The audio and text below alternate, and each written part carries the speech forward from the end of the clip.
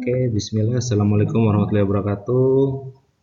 Perkenalkan, nama saya Ahmad Rizal dengan stambuk G2M1 24008. Di sini saya akan mencoba memaparkan hasil review jurnal saya yang berjudul Aquaponik, sebuah peluang komersial untuk aquaculture modern yang berkelanjutan. Di bawah dosen pengampu yaitu Bapak Dr. Insinyur Haji Muhammad Idris, MSI. Yang pertama, pendahuluan.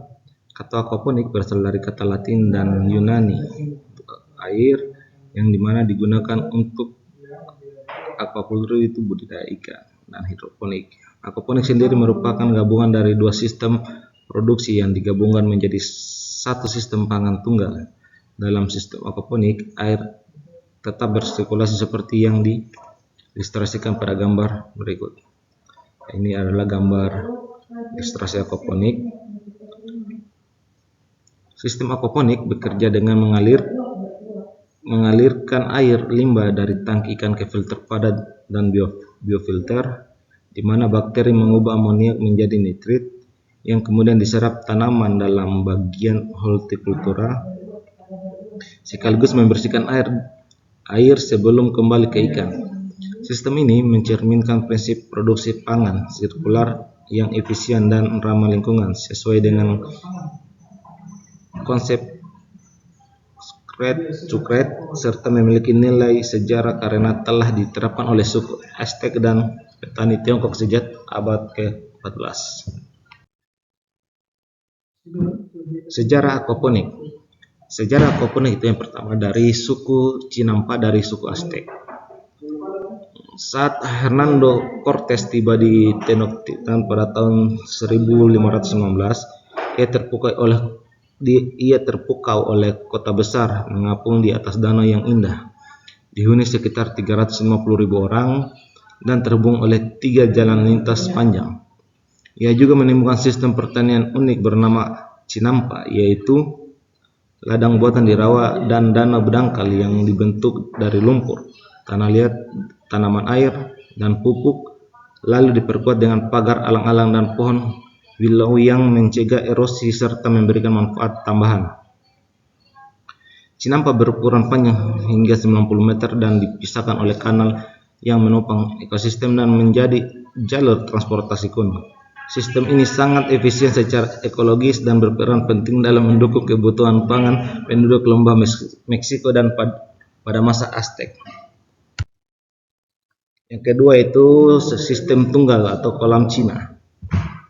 Pada abad ke-14 di delta Sungai Mutiara, Cina Selatan, berkembang sistem pertanian tanggul kolam yang awalnya bertujuan mengendalikan banjir. Sistem ini menciptakan kolam ikan dari rawa dan tanggul dari galian tanah dengan ikan mas sebagai komoditas utama. Di tanggul ditanam tanaman seperti leci, kelengkeng, dan murbei. Daun murbei digunakan untuk ulat sutra, sementara kotorannya menguntungkan kolam sebagai pakan ikan. Lumpur kolam yang kaya nutrisi dimanfaatkan sebagai pupuk tanaman dan kolam secara berkala dikeringkan untuk pemeliharaan. Sistem ini mengintegrasikan peternakan seperti babi dan bebek, yang dimana kotorannya mendukung pertumbuhan alga sebagai pakan ikan. Semua elemen saling melengkapi tanpa menghasilkan limbah menggunakan energi minimal dari luar, terutama tenaga kerja dan matahari. Seperti aquaponik, sistem ini adalah sistem terpadu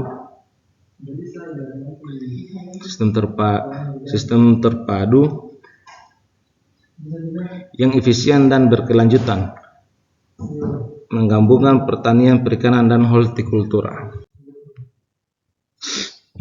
Yang ketiga itu adalah jalur aquaponik modern. Pada akhir 1960-an hingga 1970-an muncul kesadaran global tentang krisis lingkungan dan sumber daya yang mendorong munculnya berbagai eksperimen untuk menciptakan sistem produksi yang mandiri dan berkelanjutan, termasuk aquaponik. Nah, aquaponik lahir dari industri aquaculture sebagai solusi untuk mengurangi ketergantungan pada lahan dan air, di mana dengan memanfaatkan sirkulasi ulang atau RAS yang memungkinkan kepadatan ikan tinggi namun menghasilkan limbah pekat. Upaya awal pengembangan aquaponik dipelopori oleh New Alchemy Institute dan peneliti seperti Dr. Mark Murty dan Dr. James Rocky. Mereka menciptakan sistem yang memadukan budidaya ikan dengan produksi tanaman seperti biofilter dan sistem UV yang menggunakan tanaman sebagai biofilter alami. Inovasi ini membuka jalan bagi sistem berbasis rumah kaca dan model berkelanjutan lainnya. Pada tahun 1980-an hingga 1990-an, sistem aquaponik terus berkembang, termasuk sistem berbasis dengan kerikil yang diperkenalkan oleh keluarga Spinero, yang kemudian menjadi model populer bagi sistem aquaponik. Namun sistem ini memerlukan penyaringan khusus agar tidak terjadi penumpuan bahan organik yang dapat merugikan. Salah satu sistem paling berpengaruh dalam sistem aquaponik pada skala besar yang berkembang di University of the Virgin Islands yang mengintegrasikan tangki ikan, sistem filtrasi dan hidroponik rakit, hanya ditambah unsur hara penting seperti kalium, kalsium, dan zat besi dengan lahan kecil skala 0,04 hektar area. Sistem ini mampu menghasilkan lebih dari 3 ton ikan dan 11 ton selada per tahun, menjadi inspirasi bagi berbagai sistem komersil dan pendidikan di seluruh dunia. Yang berikutnya adalah kondisi saat ini. Saat ini, minat terhadap aquaponik meningkat secara global. Di Eropa, beberapa jaringan kolaborasi yang kuat telah terbentuk, misalnya hubungan aquaponik yang berjalan dari tahun 2014 sampai 2018 dengan 26 negara peserta. Beberapa proyek yang sedang berlangsung dalam skala semi komersil dan unit peneliti aquaponik memberikan hasil untuk mendukung peningkatan skala sistem aquaponik yang mampu berkontribusi pada metode produksi pangan baru yang terintegrasi dan berkelanjutan. Minat yang terus berkembang dalam aquaponik tercermin dari berbagai inovasi teknologi pada sistem aquaculture, resirkulasi atau yang biasa kita kenal dengan istilah RAS, dan hidroponik selama 2 dekade terakhir, seperti penggunaan filter drum, biofilter, pompa hemat energi, hingga pengendalian iklim berbasis teknologi informasi. Meskipun sistem UV tetap menjadi fondasi utama karena kendalanya yang telah teruji selama 2 dekade, berbagai inovasi baru terus bermunculan. Salah satunya adalah unit aquaponik di Denmark. Unit ini menggabungkan budidaya ikan nila dan pig perch dengan produksi tanaman hortikultura dalam pot menggunakan kompos di atas tanah, memungkinkan potensi sertifikasi organik dengan keberhasilan tanaman selada, kemangi, tomat, dan paprika secara efisien di ruang seluas 7 meter persegi.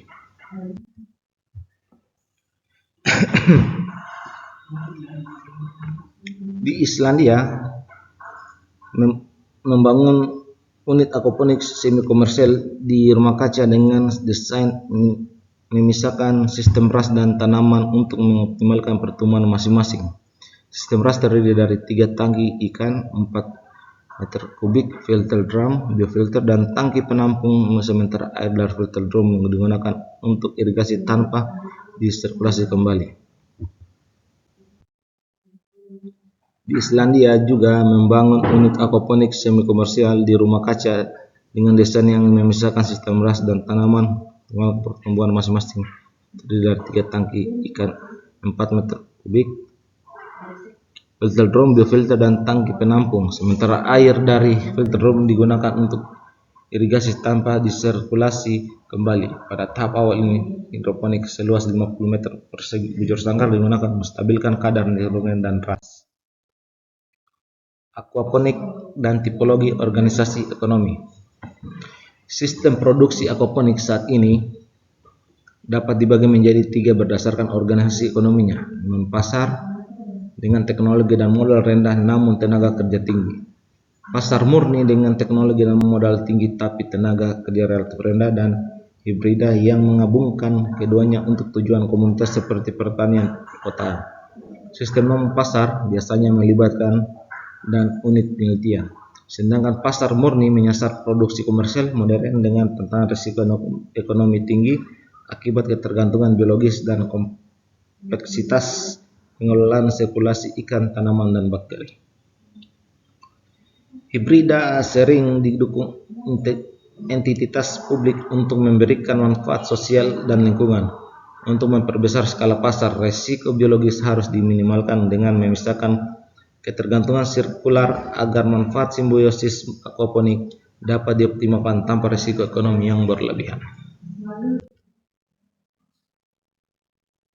Pengembangan masa depan dan fokus penelitian. Sistem aquaponik saat ini mengalirkan air secara sirkulasi antara ikan dan tanaman dengan pengelolaan kualitas air yang sesuai dengan kebutuhan ikan. Meskipun hal ini sering memaksa kompromi pada pertumbuhan tanaman hingga mengurangi potensi produksi. Ketergantungan biologis dalam sistem ini menjadi kendala utama untuk pengembangan skala pasar besar, sehingga muncul sistem deculpet yang memisahkan aliran air menjadi dua subsistem independen agar kondisi optimal dapat dijaga dan resiko ekonomi berkurang. Selain itu, pengelolaan lumpur dari sistem semakin diminati sebagai cara menjaga kesehatan sistem sekaligus meningkatkan produktivitas dengan memanfaatkan limbah menjadi pakan atau pupuk, mendukung konsep produksi tanpa limbah. 2. Aquaponik dan pertanian perkotaan. Minat pertanian perkotaan termasuk aquaponik meningkat pesat sejak krisis pangan 2007, sehingga respon terhadap ketergantungan pangan yang tinggi di perkotaan akan kebutuhan dan sistem pangan yang lebih berkelanjutan. Aquaponik populer sebagai solusi untuk masalah sosial, ketahanan pangan, dan pendidikan lingkungan. Meskipun saat ini umumnya masih berbasis unit kecil karena keterbatasan ruang dan teknologi. Perkembangan biofilter dan sistem terpisah membuka peluang aquaponik skala industri, namun keterbatasan ruang terutama di pusat kota menjadikan atap bangunan sebagai area potensi meskipun memerlukan investasi besar untuk adaptasi infrastruktur. Berikutnya adalah sertifikasi aquaponik dan organik. Sertifikasi aquaponik organik seharusnya menjadi langkah alami bagi aquaponik karena sistem ini menekankan daur ulang, efisiensi sumber daya, dan tanpa polusi. Namun regulasi saat ini belum mengakomodasi aquaponik secara holistik. Teknologi RAS bahkan dilarang dalam regulasi organik karena perlindungan terhadap sistem kolam terbuka daripada alasan ekologis. Sertifikasi organik hanya bisa dicapai jika tanaman ditanam di tanah, ikan diberi pakan organik, dan ikan dibesarkan di kolam terbuka, bukan sepenuhnya dalam sistem aquaponik. Jika aquaponik berkembang di skala besar, regulasi organik perlu direvisi agar lebih prinsipil dan terbuka terhadap sistem produksi baru yang berkelanjutan seperti aquaponik. Berikutnya adalah hasil hortikultura. Peraturan organik Uni Eropa saat ini hanya mengizinkan budidaya hortikultura organik di tanah dan melarang hidroponik, sehingga tanaman dari sistem aquaponik berbasis hidroponik tidak dapat disertifikasi sebagai organik. Satu-satunya cara agar tanaman aquaponik dapat disertifikasi adalah dengan menggunakan media tanah melalui sistem RAS dan limbah aquaponik yang terpisah. Berikutnya adalah hasil budidaya perikanan. Sesuai peraturan Komisi 2008 dan 2009, sistem resirkulasi dilarang dalam aquakultur organik kecuali untuk produksi benih di tempat penetasan dan pembibitan. Karena aquaponik mengandalkan teknologi resirkulasi, maka saat ini sistem aquaponik tidak dapat memperoleh sertifikasi organik penuh jika hasil yang ditujukan untuk pasar konsumen. Masa depan aquaponik. Agar aquaponik mendapat sertifikasi organik di masa depan, regulasi harus mengakui teknologi sirkulasi ulang dan aquaponik sebagai sistem produksi holistik, bebas polusi, dan berbasis siklus tertutup. Strategi jangka pendek dalam hal ini bisa berupa: yang pertama, memandang aquaponik sebagai pertanian selaras yang mengubah limbah ikan menjadi sumber daya berharga bagi tanaman tanpa mencerminkan lingkungan. Yang kedua, mendorong regulasi khusus aquaponik yang mengizinkan teknologi resirkulasi seperti RAS dan intensifikasi ikan dapat bergantung pada sistem kolam terbuka. Perspektif aquaponik berkembang saat ini menuju fase baru dengan potensi industri dan komersial yang besar, didorong oleh inovasi teknologi terutama sistem aquaponik yang terpisah yang mengurangi ketergantungan biologis sambil mempertahankan simbiosis ikan dan tanaman. Pemanfaatan CO2 dari aquaculture untuk tanaman dalam rumah kaca dan pengolahan fosfor dari lumpur ikan menjadi fokus penting untuk mendukung keberhasilan produksi pangan. Tantangan berikutnya adalah mengatasi kebutuhan area pabrik yang luas, di mana pengembangan teknologi biogas dari lumpur ikan dapat mengurangi ruang yang dibutuhkan dan membuka jalan bagi generasi ketiga aquaponik sebagai modul produksi fleksibel. Jika kendala ini teratasi, aquaponik berpotensi menjadi sektor penting dalam aquaculture sejalan dengan peran pertanian organik di masa kini. Sekian presentasi. Akhir kata, Ibnu Nasrullah Al-Mustaqim. Wassalamualaikum warahmatullahi wabarakatuh.